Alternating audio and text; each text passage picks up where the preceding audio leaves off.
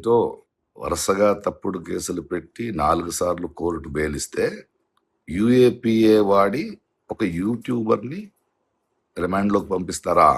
అంటే యువరాజుని ప్రశ్నిస్తే దేశద్రోహం. Very good. ఇది ప్రశ్నించే గొంతుల్ని నొక్కడానికి మీరు చేస్తున్న కుట్రమని అందరికీ క్లియర్గా అర్థమైంది. నెక్స్ట్ ఏంటి? క్యారెక్టర్ అససినేషన్. ఆల్రెడీ జన సైనికులు ఏఐ వీడియోలు చేసి స్టార్ట్ చేశారు. మీరేం చేస్తారు?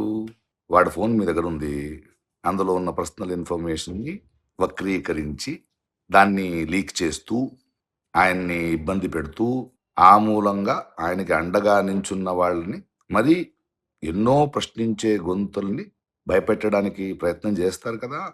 దిగజారండి, దిగజారుతూ ఉండండి.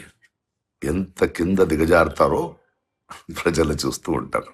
సరే, ప్రొఫెసర్ నాగేశ్వరరావు గారితో మీ ఆట మొదలయ్యింది, కానీ ఈ ఆటానికి ముగింపు ప్రజలే ఇస్తారు. ప్రజాస్వామ్యం గురించి ప్రకాష్ రాజ్ గారు చెప్పాల్సిన అవసరం లేదు.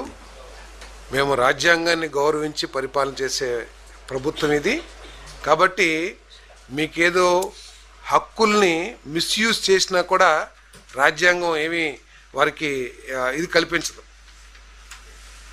ఇతరులు నీకు హక్కు ఉంది కదా అని చెప్పేసి రాష్ట్రంలో విద్వేషాలు రెచ్చగొడుతూ శాంతి భద్రతలకి భంగం కలిగించే విధంగా మాట్లాడినా, ఇతర వ్యక్తుల్ని వ్యక్తిత్వ హననం చేయడానికి ప్రయత్నం చేసినా చట్టాలు తన పని తాను చేసుకుపోతూ ఉంటాయి. అంతేగాని ప్రకాష్ రాజ్ లాంటి విలన్గా యాక్ట్ చేసే వ్యక్తుల ద్వారా ప్రజాస్వామ్యం గురించి లేకపోతే రాజ్యాంగం గురించి తెలుసుకోవాల్సిన అవసరం